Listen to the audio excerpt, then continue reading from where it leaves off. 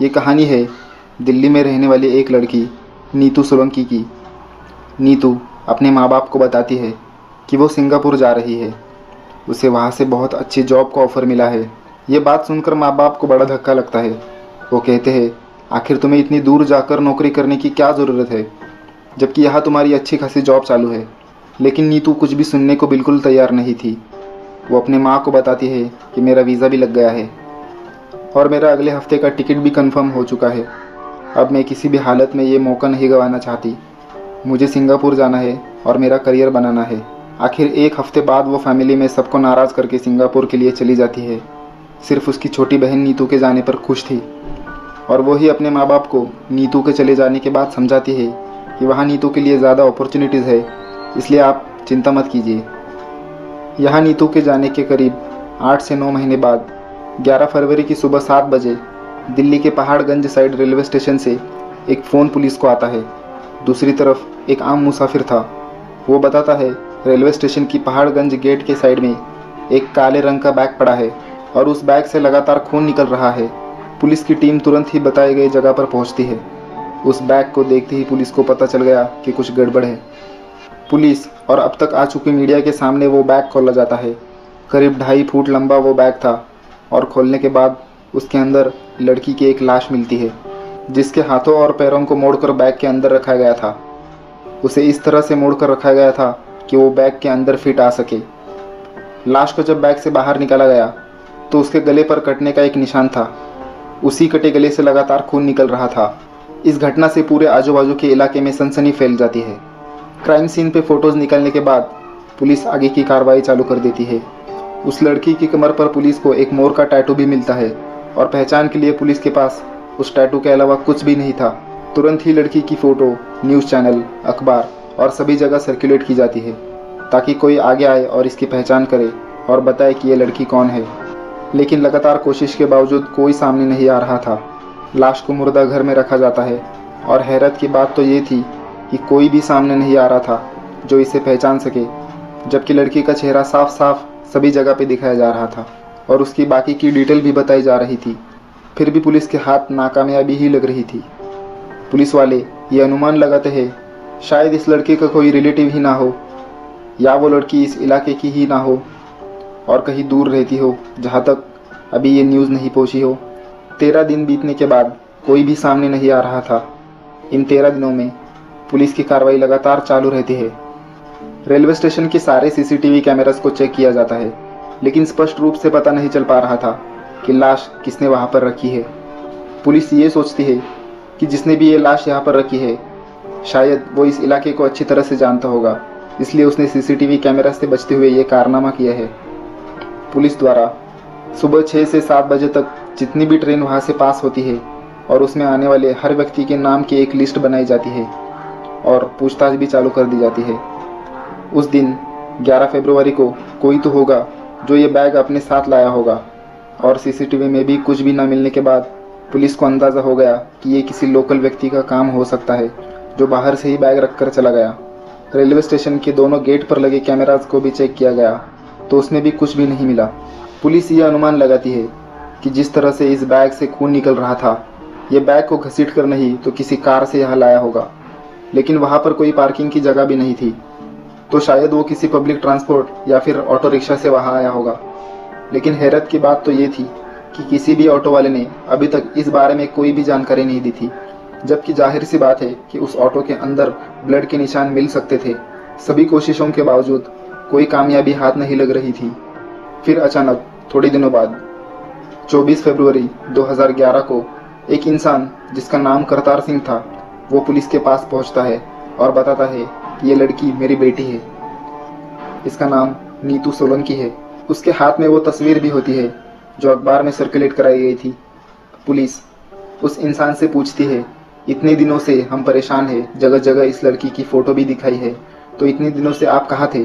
तब करतार सिंह बताते हैं कि न्यूज़ तो हमने पहले दिन से ही देखी थी, लेकिन हमने सोचा इस लड़की की शक्ल हमारे बेटी से शायद मिलती जुलती होगी। हमें यकीन ही नहीं हो रहा था और यकीन ना करने की सबसे बड़ी वजह ये थी कि मेरी बेटी तो सिंगापुर में है और 10 फरवरी की रात को ही उसने मुझे मैसेज किया था। उसने बताया था कि मैं 17 से 20 तारीख तक इंडिया आ जाऊंगी करतार सिंह बताते हैं कि रात को हमारे नीतू से बात हुई थी और सुबह सुबह ये लाश मिली थी, तो शक करने की ऐसी कोई भी वजह नहीं थी। तो पुलिस वाले कहते हैं कि अब तुम यहाँ कैसे आए हो? तो फिर वो बताता है कि इतने दिनों से हमारी नीतू से कोई भी बात नहीं हुई है और आज उसके आने की आखिरी तारीख भी है। अगर उसे आना होता तो अब तक वो आ चुकी होती। जब वो आज भी नहीं आई तो हमें कुछ शक हुआ और हम यहाँ आ गए। हम उस लाश को देखना चाहते हैं कि सच में वो नीतू है या फिर कोई और। फिर उस लाश को देखने के बाद और वो टैटू देखने के बाद ये साबित हो गया कि ये लाश नीतू सोलंकी की ही है। 20-22 साल की नीतू दिल्ली यूनिवर्सिटी से पास आउट थी। दिल्ली यूनिवर्सिटी से यूनियन लीडर का चुनाव जीतने के बाद नीतू सोलंकी एक अच्छी खासी नौकरी भी कर रही थी। अब 13 दिन बाद पुलिस के पास नीतू के बारे में इतनी सारी जानकारी थी। अब पुलिस वालों का सवाल ये था कि नीतू को किसने और क्यों मारा। पुलिस के द्वारा पूछताछ करने पर करतार सिंह बताते हैं कि करीब 8 महीने पहले नीतू हमसे ये कहकर सिंगापुर चली गई थी कि मुझे वहाँ से बहुत अच्छी जॉब ऑफर हुई है।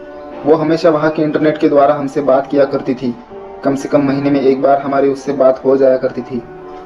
पुलिस ने जब छानबीन की तो खुलासा हुआ कि नीतू तो कभी सिंगापुर गई ही नहीं थी। एयरपोर्ट ऑफिशियल्स और कॉल रिकॉर्ड से ये बात साबित हो चुकी थी। वीज़ा ऑफिस से भी ये बात सामने आ चुकी थी कि उसका ऐसा कोई वीज़ा नहीं लगा था। जब पुलिस ने और ज़्यादा जानकारी निकाली तो एक नाम सामने आया, राजू गहलोत। पता चला कि राजू गहलोत नाम का नीतू का एक बहुत ही करीबी दोस्त था। ये दोनों 2010 में पहली बार मिले थे। धीरे धीरे लगातार मिलने के बाद दोनों की दोस्ती प्यार में बदल गई थी। अब पुलिस राजू की तलाश में लग जाती है और राजू के घर पर पहुंच जाती है। तो उसके घर वाले बताते हैं कि करीब 8 महीनों से राजू भी घर नहीं आया है। राजू गहलोत एयर इंडिया में नौकरी करता था और उसने नौकरी छोड़ दी थी। इसी वजह से राजू के घर वालों से ज्यादा जानकारी पुलिस को नहीं मिल पाई, क्योंकि राजू अब उनके कांटेक्ट में ही नहीं था। लेकिन खबरियों के द्वारा राजू के एक दोस्त का पता चलता है जिसका नाम नवीन था और वो उसका कजिन भी था। अब पुलिस नवीन को उठाती है और उसे भी पूछताछ करती है। पहले तो उसने कहा कि मैं कुछ नहीं जानता, लेकिन पुलिस के डंडे खाने के बाद वो बताता है राजू और नीतू एक दूसरे से प्यार करते थे, लेकिन वो एक ही गोत्र के होने के कारण घर वाले उनकी शादी के लिए बिल्कुल भी तैयार नहीं थे। इसलिए वो दोनों नौकरी छोड़कर एक साथ रहने का फैसला करते हैं और पूरी प्लानिंग के तहत दोनों अपने अपने पेरेंट्स से झूठ बोलकर चले जाते हैं। ये दोनों सीधा बैंगलोर जाते हैं। करीब 6 महीने तक बैंगलोर में ही रहते हैं, क्योंकि दोनों ने इससे पहले अच्छी नौकरियां की थी। इनके पास अच्छे खासे पैसे भी थे और सेविंग्स भी थी। इसके बाद वो दोनों गोवा जाते हैं, लेकिन अब उनके पास पैसे खत्म होने लगे थे। उन दोनों के बीच पैसों को लेकर झगड़े होने लगे और नीतू राजू से कहती है तुम्हारे साथ यहाँ आना मेरी जिंदगी की सबसे बड़ी गलती हो गई। बाद में वो दोनों कुछ दिनों के बाद वापस दिल्ली आ जाते हैं।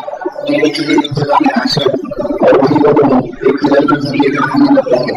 अब तक करीब 6 से 8 महीने बीत चुके थे। दोनों को एक साथ रहते थे, लेकिन अब उनके पास नौकरी नहीं थी, जो पैसों की बहुत ज्यादा तंगी हो रही थी। नीतू बार बार राजू से कहती है कि तुम कुछ करती क्यों नहीं, अगर तुम कुछ नहीं करोगे तो मैं वापस चली जाऊंगी। और राजू नीतू को हर बार समझाता इस जगह हम नौकरी नहीं कर सकते, आप कोई रिस्क नहीं ले सकते। मैंने अपना नाम और पहचान बदल दिया था, लेकिन राजू को हमेशा फोन रहता था तो मैं कोई पहचान गया। इसी दौरान नीतू को एक बात पता चला कि राजू और उसकी बहन के नाम पे मुंबई में एक फ्लैट है। क्योंकि राजू अमीर बनाने का लड़का था तो उस प्रॉपर्टी इस्तेमाल कर रही थी। लेकिन उससे वो फ्लैट बेचने को कहती है और उसे कहती है कि तुम अपना सबसे फ्लैट लेके वो फ्लैट बेच लो। और राजू से कहता है कि ठीक है, मैं अपने बहन से बात करूंगा, लेकिन मैं इस बारे में अपनी बहन से कोई भी बात नहीं करना चाहता था। इस बात को लेकर उन लोगों में और भी झगड़े होने लगे। आखिर एक दिन 10 का दौरान किया गुस्से में नीतू ने कॉल कर दिया और उसे प्रॉपर्टी बेचने के बारे में झगड़ा था। उसने राजू के भाई से कहा तुम चुपचाप राजू का हिस्सा राजू को दे दो, नहीं तो मैं तुम लोगों पे केस कर दूंगी। राजू के बहन को भी गुस्सा आता है और उन लोगों के गुस्सा जमकर सुनना होता है। कभी बाहर राजू आ जाता है और उसे पता चलता है कि तुम उसकी बहन से फोन पर इतना झगड़ा कर रही हो, तो उसे इस बात पर बहुत ज्यादा गुस्सा आता है। वो नीतू से कहता है कि तुम्हें मेरी बहन से इस तरह से बात नहीं करनी चाहिए थी, और नीतू कहती है कि तुम कुछ नहीं करोगे तो मुझे कुछ करना पड़ेगा और वो राजू से भी झगड़ा करने लगती है। राजू बड़े ही गुस्से में किचन में चला जाता है और वहां से धागा फेंककर नीतू के गले पर वार कर देता है, जिससे तुरंत ही नीतू की मौत हो जाती है। नीतू का मर्डर तो कर दिया, लेकिन अब उसे ये समझ में नहीं आ रहा था कि बॉडी का क्या करे। उसके दिमाग से जानकारी बंद कर देते हैं। उसके बाद वो नीतू